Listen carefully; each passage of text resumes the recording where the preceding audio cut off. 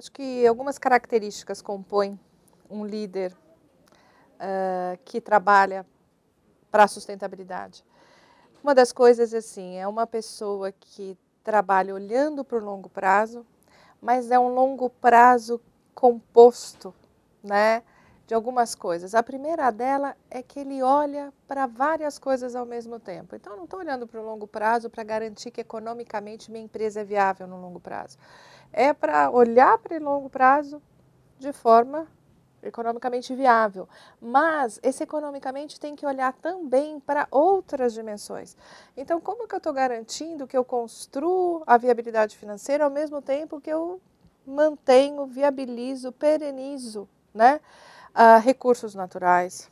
Ou que eu construo condições para que essa sociedade, para que esse entorno onde o meu negócio, né, está instalado, onde ele está crescendo, cresça junto.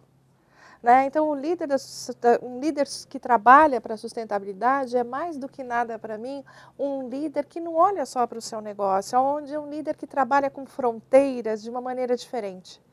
Né, onde a fronteira do seu negócio, ele tem, obviamente, uma responsabilidade muito clara, até para junto ao seu acionista ou aos seus funcionários, de retorno primário, direto, muito grande, mas a fronteira do negócio dele é muito diferente. Ele consegue ver que ele vai crescer e o negócio dele vai crescer ao mesmo tempo que ele faça com que o entorno dele cresça junto. E esse entorno, gente, não é um entorno da comunidade dele, é um entorno que é mais até do que o nosso país, eu diria, mas acho que se comecem a olhar até só para o nosso país já está muito bom. Se a gente conseguisse que os nossos líderes se sentissem responsáveis, por isso eu acho que já é um grande avanço. Então, um líder que eu chamo, que eu tenho orgulho, que eu acho que trabalha olhando para essa questão da sustentabilidade, são esses cujas fronteiras são maiores do que as fronteiras, não das suas empresas, mas das suas casas, das suas famílias. Acho que muitas vezes quando a gente fala dos líderes da sustentabilidade, dos líderes da sustentabilidade, a gente se remete muito à questão das organizações. Mas se você for ver, os grandes exemplos que a gente tem hoje são pessoas que se remetem, antes de mais nada, para fora do âmbito das suas famílias. Porque eu acho que esses papéis, eles não estão instalados somente nas visões organizacionais, eles estão instalados nas pessoas, nos indivíduos. Então, normalmente, os líderes que trabalham para esse tema são pessoas que já perceberam que a gente não pode continuar olhando só o pedacinho ao qual mais comodamente ou mais obviamente nós estamos instalados. São pessoas que conseguem trabalhar com dimensões maiores. Eu não estou falando que a gente tem que estar vinculado e amar a todos, ou não estou falando dessas coisas, eu estou falando de coisas muito pragmáticas, né? Inclusive com retornos até muito claros para todos. Mas, enfim, são pessoas que trabalham com fronteiras e com visões muito mais expandidas, né? E, portanto, com responsabilidades ou talvez com corresponsabilidades mais expandidas. E voltando para o âmbito organizacional, aonde é possível você obter retorno, sim, porque não dá hoje para você olhar para o seu negócio pensando que se ele causa algum tipo de impacto, seja ambiental ou social, eu não vou olhar para ele hoje e deixa para o próximo que vier cuidar disso, né? Porque nós não temos mais essa condição do próximo cuidar, né? Hoje em dia a sociedade está cada vez mais crítica. Eu acho o consumidor, talvez não no ritmo desejado, mas ele está se tornando mais crítico. O governo também talvez não no ritmo desejado, mas ele está começando a exercer seu papel, as legislações estão aparecendo. Então, você juntando tudo isso, nós teremos uma pressão cada vez maior para a mudança. Então, não dá para esperar para o próximo. Está na hora de cada um assumir o seu papel. E aí eu acho que os líderes que hoje já trabalham, ou os que estão chegando, eles terão que estar cada vez mais envolvidos em estabelecer práticas políticas para já colocar essas coisas em execução, né? E eu sou uma pessoa que já vê isso acontecendo, consigo perceber algumas pessoas já entrando na execução da sustentabilidade, vamos dizer assim. Eu acho que tem um primeiro atributo que caracteriza um líder, que é uma confiança nas suas crenças, né? Acho que tem uma coisa do acreditar em si e depois, num segundo momento, tem acreditar que eu posso falar sobre isso, né? Começar a compartilhar essas suas ideias, né? E num terceiro momento quando ele consegue arregimentar mais pessoas, né? Para conseguir fazer com que essa ideia se torne talvez um movimento ou uma prática, o que for. E dentro disso, eu acho que no tema da sustentabilidade, falando sobre isso já em 2011, eu vejo que as coisas hoje, você já tem os líderes da sustentabilidade mostrando que esse é um tema que veio para ficar.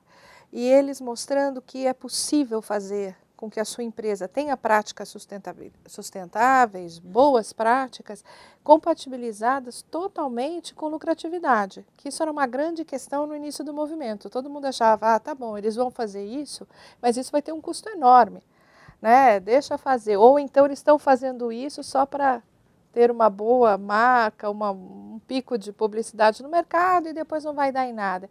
E eu acho que o grande serviço que os líderes deste tema mostraram é que a boa prática de sustentabilidade e lucratividade, elas são coisas totalmente compatíveis. E para isso eles tiveram que acreditar naquilo que eles estavam vislumbrando, eles tiveram que implementar, mesmo quando alguns achavam que isso não era viável ou que, enfim, não era importante, né? E agora eu acho que eles viraram o modelo. Então, acho que agora eles têm a responsabilidade de compartilhar os caminhos que eles encontraram para fazer isso. Então, quais as características? Acho que é a coisa do crer, a coisa da força para falar, quando todo mundo é contra ou não acredita, né? A força para implementar, encontrar os seus caminhos, quando você não tem os caminhos claros, né? E depois a responsabilidade e o desapego para compartilhar. No passado, essa questão da sustentabilidade era, se você adotasse uma boa causa social, você já era considerado uma boa empresa, uma empresa responsável, vamos dizer, ou até mesmo sustentável, né?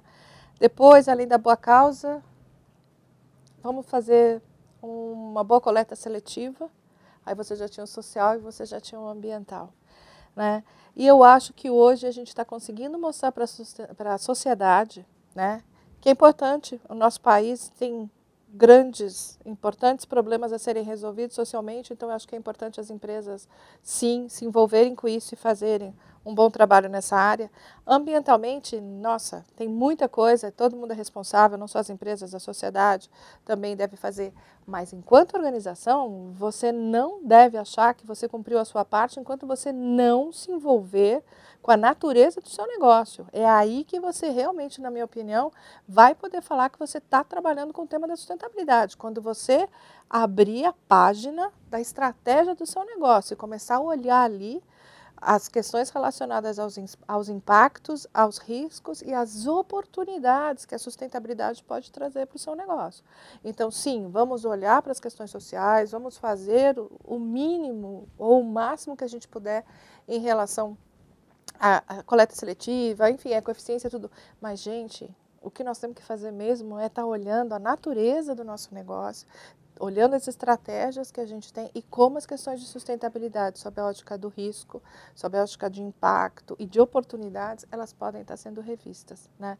Então, eu acho que esse é o momento da transição, né? Eu acho que a gente está chegando nesse momento e eu acho que aí sim é que eu acho que a gente precisa de alguns anos para as empresas realmente olharem para isso, para a natureza do seu negócio e a sustentabilidade entrando nesse recorte.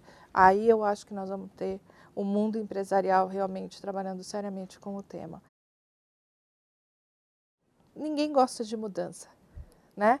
Então você tem um nível de resistência que você tem que trabalhar, é a resistência à mudança, porque quando você vai entrar com sustentabilidade, você vai ter que rever muitas coisas dentro das organizações, né? Você rever políticas, você rever práticas, essas coisas vão desde pedir para as pessoas descartarem corretamente o lixo, às vezes até ter que rever grandes produtos ou, enfim, linhas de negócio, o que for.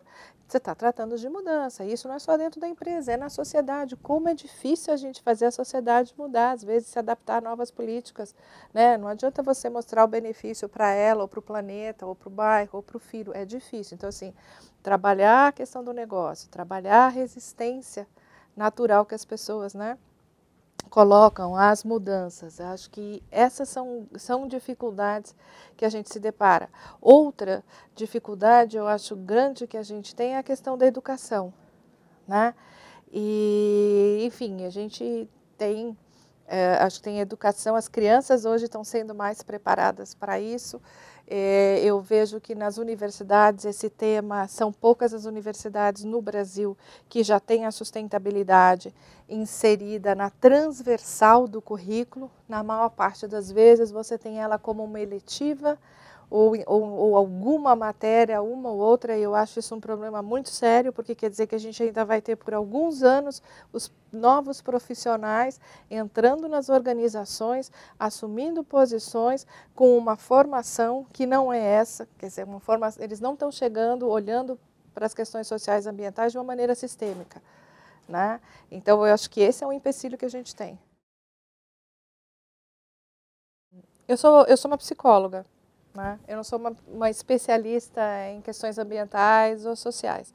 E quando eu fui convidada para assumir a área, naquela época a gente chamava de responsabilidade social, eu estava morando fora do país, estava liderando uma área de recursos humanos global, e o presidente do banco me falou, olha, eu estou começando a mexer com esse tema no Brasil, queria saber se você não quer voltar para montar a área. E ele não conseguia me explicar direito o que eu ia fazer, né? E eu falava assim para ele, mas o que eu vou fazer? O que é isso? Ele falava assim, olha, não, a gente está pensando, não sei, vamos ver microcrédito, tem que mexer com fornecedores. Mas eu falava assim, mas você não consegue me explicar o que é isso? Ele falou assim, olha, eu não consigo mesmo, nós vamos ter que montar, mas eu só sei te dizer que eu acho que você vai pavimentar uma carreira nova no Brasil. Isso nós estamos falando de agosto de 2001. Aí eu virei para ele e falei assim, olha, você está me falando para voltar para o Brasil, você não está conseguindo me explicar o que eu vou fazer, não está me falando que não tem ninguém fazendo isso, eu estou deixando uma carreira assim, onde eu fui razoavelmente bem sucedida, morando num país onde eu não estou bem, eu estou super bem, né? Vou colocar tudo de volta num container, né? Ele falou, e tem mais uma coisinha, né? Eu falei, o que é? Ele falou assim, eu quero que você faça isso tão bem feito, que isso tem que fazer parte da cultura da organização. E uma vez que isso faça parte da cultura da organização, você vai perder o seu emprego. Entendeu? Porque isso tem que ser feito por todos e não por uma área. Eu falei, tá legal. Aí eu volto, deixando tudo isso e perco o emprego. Ele falou, Eu falei, tá bom. Mas eu vou colocar tudo no container. Tá bom, e vou voltar. Né? E aí voltei, fui montar a área e eu comprei essa história de que isso tem que fazer parte da cultura da organização e que uma vez fazendo parte eu perderia o meu emprego. E esse é um contrato aberto com toda a minha equipe. Agora, é difícil você trabalhar, assumir, né? Você tem que ter um nível de desapego muito grande, né? Então, você tem que fazer as coisas de maneira que um dia o outro faça melhor do que você. Eu passei de maneira de 3 a 4 meses para conseguir elaborar isso. E a partir disso, trabalhei isso com a minha equipe, isso é trabalhado com todo mundo da equipe, não é fácil. Isso foi em 2001, a área começou em novembro de 2001, nós estamos em 2011, todo mundo aqui trabalha isso todo dia, mas a gente se auto-intitula de biodegradável, né? Mas é assim, é importante na vida você entender, né, que aquilo que você faz é algo que o outro tem que assumir e fazer, né, isso no âmbito profissional dele. Então, muitas coisas aqui na nossa área, a gente já começou, amadureceu, tá ok, a gente transfere para outras áreas. A minha área já chegou a ter centenas de pessoas, por exemplo, operação de microcrédito, já teve aqui, eu cheguei a ter 400, 500 funcionários na minha folha de pagamento, né? Hoje eu tenho algumas dezenas, né? E essas áreas estão espalhadas pelo banco, né? Então, eu acho que enquanto líder, essa questão de você saber que o seu papel é criar, né? Gerar, gestar, né? Esperar engatinhar, dar seus primeiros passos, se está já conseguindo ter um nível de independência, está na hora de ir, né? E vai não só com a responsabilidade do que faz, mas também como embaixador da sustentabilidade como um todo, não só como o seu papel. Então, essa questão de você conseguir ter um time que entende que a sua responsabilidade é gerar, né, mas também de espalhar e depois vive junto, mas um dia está pronto para ir para outra área, isso não é o que normalmente você faz no mundo organizacional. Normalmente, você, enquanto executivo, você é criado para você ter ali, né, um orçamento legal, está se assegurando de que está muito claro qual é o seu pedaço, qual é a sua responsabilidade, e assegurar que as coisas estão... E não é, a gente aqui faz o oposto. A gente cresce para sumir, a gente cresce para desaparecer, e tem que ficar feliz quando sabe que espalhou, e não quando cresceu, aqui junto. Eu venho de recursos humanos, e quando você está em recursos humanos, você acha que você entende muito bem de desenvolvimento de pessoas, né? Porque, afinal de contas, essa é uma das nossas especialidades. E eu vinha da área de desenvolvimento de pessoas, principalmente. E eu me deparei, tive uma surpresa muito bacana ao viver a sustentabilidade. Porque o que aconteceu?